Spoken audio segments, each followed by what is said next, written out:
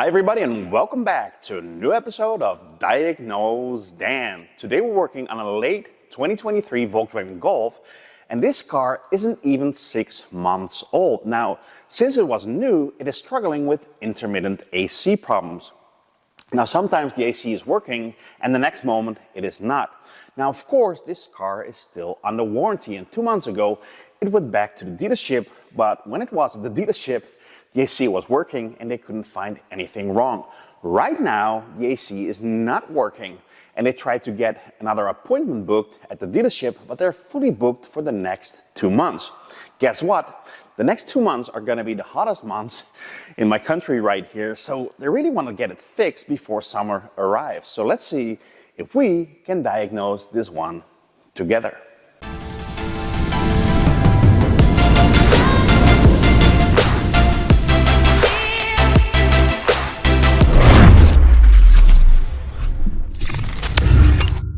Now, as always, let's start out by confirming the customer complaint. Now, all we did so far is service the AC system. I asked a colleague to make sure that it is charged with the appropriate amount of refrigerant. Now, this is the result, and we drained 453 grams from the system, and we charged it with 460 grams, which is the appropriate charge for this system. So it looks like the amount of refrigerant in the system is perfect, and that is not causing our issue. Of course, we need to find out what is causing our issue, but first let's make sure that the fault is present right now and the AC is not working. We're inside the car. You can see that the car hasn't even done 3,500 kilometers, and it's not even 6 months old, so it's really pretty new. Now, what I want to do in the next step is I want to hook up a temperature gauge to the air vents, put the AC on maximum cooling to see what temperatures we are getting, and hopefully we can confirm the customer complaint. So I hooked up the temperature gauge to this central vent, and right now we got about 19 degrees. Now let's start up the car, and let's put the AC system on maximum cooling, max AC, and let's leave it running for a while. And let's see what temperatures we are getting from that vent. So I left the car running for close to 10 minutes now, I guess. So let's go inside the car and let's check the temperature. Now the AC is still on max cooling, and the temperature we have got is 23.1 degrees. So instead of cooling down, the temperature actually went up. So that's customer complaint confirmed. So that's customer complaint confirmed that AC is not cooling, and it's pretty bizarre for a brand new car.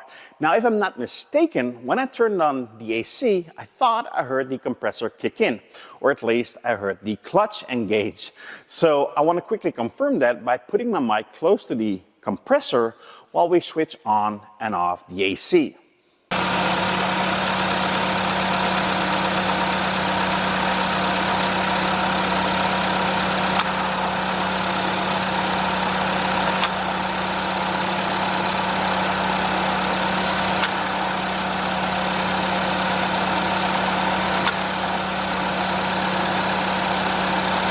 Now this is becoming a pretty interesting case.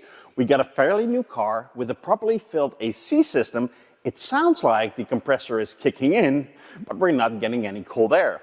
Now, before we start reading fault codes, which we will do in the next step, I quickly want to hook up some pressure gauges to the AC system to see what happens to the pressures when the AC compressor kicks in. I hooked up the pressure gauges to the AC system, and by the way, this is a 1234YF system, and it takes 460 grams, which we have confirmed, so it is properly charged. Now, in the next step, I'm going to start the engine. I'm going to switch the AC on and off while you guys take a look at what happens to the pressures.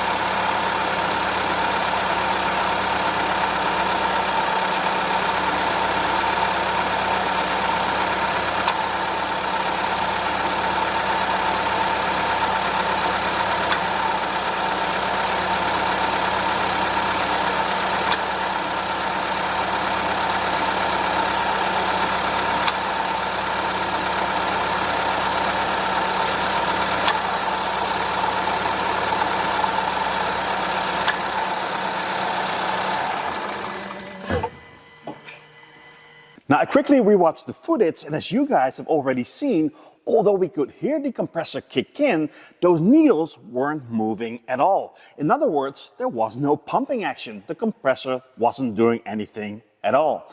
In the next step, we're going to hook up the scan tool, and hopefully there's a fault code stored that can lead us in a direction of what to check next.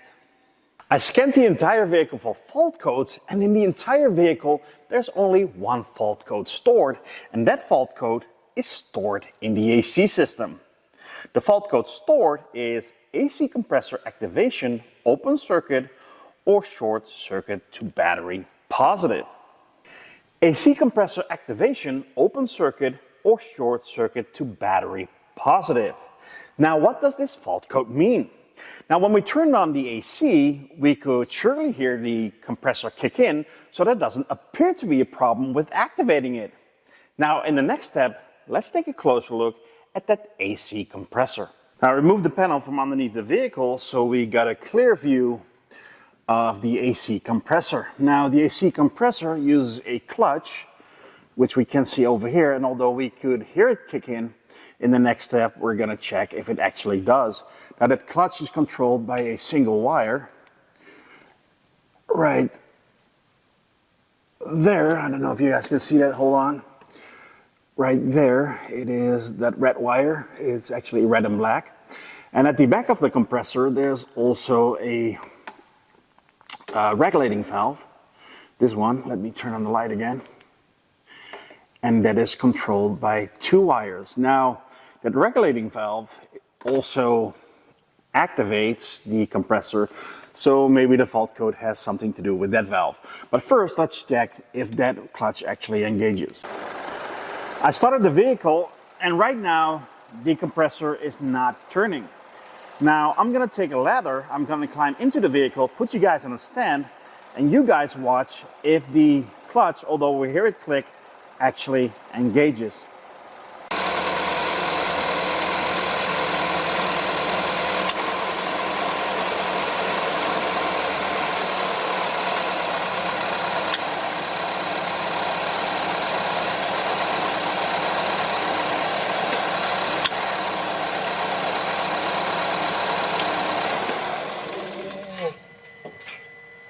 Now, as you can see, that clutch engaged just fine, and that's why I think the fault code is not set for the circuit that leads up to the clutch, so not for the red and black wire over here.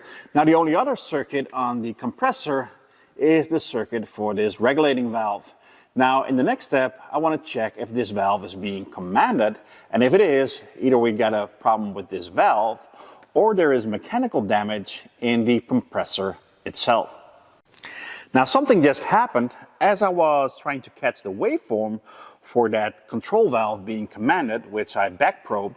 While I was doing that, and I will show you that footage after this clip, I saw some water dripping on my toolbox. Now, that water was coming from the AC drain. So I went to the vehicle, and the AC was actually getting cold. Now, I knew this was an intermittent problem, but I was hoping that the fault would be present for the duration of this diagnosis to make our life a little bit easier. But it looked like everything is working like it should right now. Now, let me show you the footage of the waveform so you can see that that valve was actually being commanded.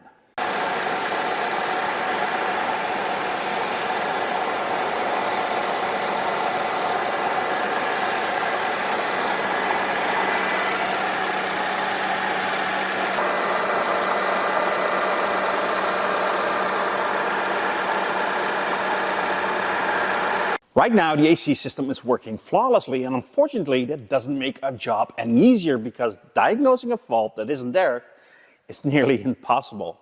Now, at this point, I think it's highly unlikely that we have got a mechanical issue with the compressor because mechanical issues usually don't fix themselves.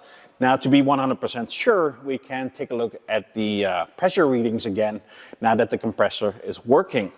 Now, if that's fine, unfortunately, we have to continue this video or continue our diagnosis when the fault occurs again. So right now, I've got the engine running with the AC off. Now, I'm sorry about the glare. There we go. I hope you guys can see that, but the needle for the low pressure is over here and the high pressure is over there. The next step, I'm going to turn on the AC, and we're going to take a look at the pressures now that the AC system is working. So,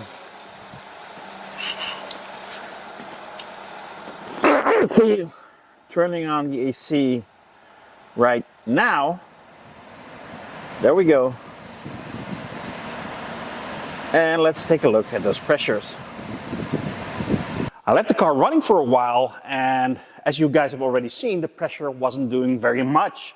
So I went back into the vehicle, and it was also no longer getting cold. So it looks like the system is no longer working and our fault is back, which is a good thing because now we can continue our diagnosis. So let's start where we left off, and that's by checking the command for that control valve. Let's see if it's still there now that the system is no longer working.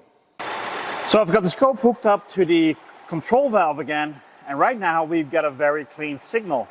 Even a better signal than we had before, and that's actually because before, and that's my bad, I didn't have the ground lead connected properly, and then you'll get this. But with the ground lead connected properly, we have a beautiful signal, and that means that control valve is being commanded right now. Now another thing is, I saw water dripping on the ground again, and that probably means that the system is working again. And indeed, the system was working again, and this case is becoming rather challenging, especially because I'm trying to film it, and since it's intermittent. Now, it looks like every time I try to measure something, the system decides to start working again, and the fault is no longer there. There was even a point that I almost decided to end this video because I wasn't making very much progress, because every time I measured, the fault wasn't there, and it was getting messy, and I didn't think it would help anybody. Now, that was until I saw a pattern. Actually, I did the same measurement off camera a few times, and every time I back probed that control valve, it looked like the system started working again. So I took a closer look at that connector, and let me show you what I found. Now, after a while, I started noticing a pattern. It appeared like every time I back probed this connector, the system started working again. So I started investigating this connector, and I started pulling and wiggling the green wire, and nothing really happened. But when I did the same thing with the brown wire, look what happened. It actually has got some play in that connector, and when you pull it all the way, you can almost pull it out. So it looks like this wire was never fully secured into that connector from the factory. Now inside that connector, there is a purple retainer. I hope you guys can see that. I'll have to pull that out, shove the wire in all the way, and then retain it, and hopefully it will no longer move. I think they didn't fully push it in while they retained it at the factory, but it should be an easy fix. I was able to secure that wire into that connector, and now that connector is good as new. It already was new, of course, but now it's new. I think somehow that connector or that wire was never fully seated from the factory, and I think it was barely touching, making this an intermittent problem. And of course, when I back probed it, I made a solid connection, making the fault disappear and the system working flawlessly. Now, I scanned for fault codes, I cleared the fault codes, and now there are no more fault codes stored in the entire vehicle. So let's go for a final test. Let's take another look at the pressures, and let's take a look at the temperatures inside the cabin to see if it's nice and chilly. Right now the engine is running, but the AC is off. Now the AC has been on, so the pressures haven't fully equalized yet, but what we want to see when I turn on the AC is the pressure on the high side increase and the pressure on the low side decrease.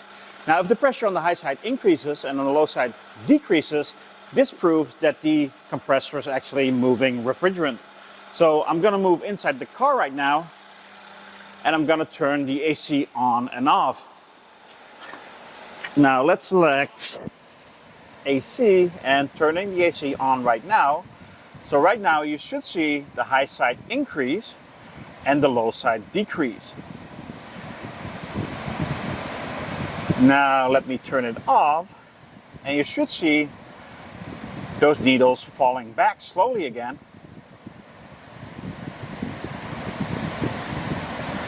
Now let's turn it on one more time, and the pressure in the high side should increase again, and the low side should slowly decrease again.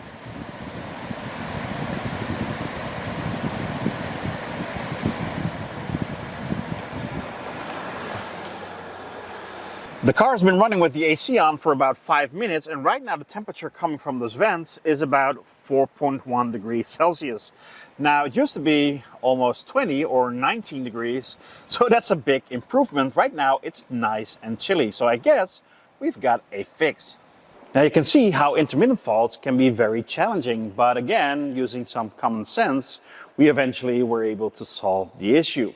Now, fortunately, we were able to fix the car with no parts required, and right now this car is ready for summer, so I think we've got a happy customer. Now I really hope you enjoyed this video. If you did, please subscribe to my channel, and when you hit the little bell, you will get a notification each time I upload a new video. And remember, diagnose then, fixed it again. See you next time, guys. Now all we did to the car so far is service the AC system. So I want to click quickly, or at least I heard the clutch engage, so I want to quickly. Now in the next step, we're going to hook up the scan tool and hopefully, while, and as you guys have already seen, and I've also seen right now, so I went back into the vehicle and the car was also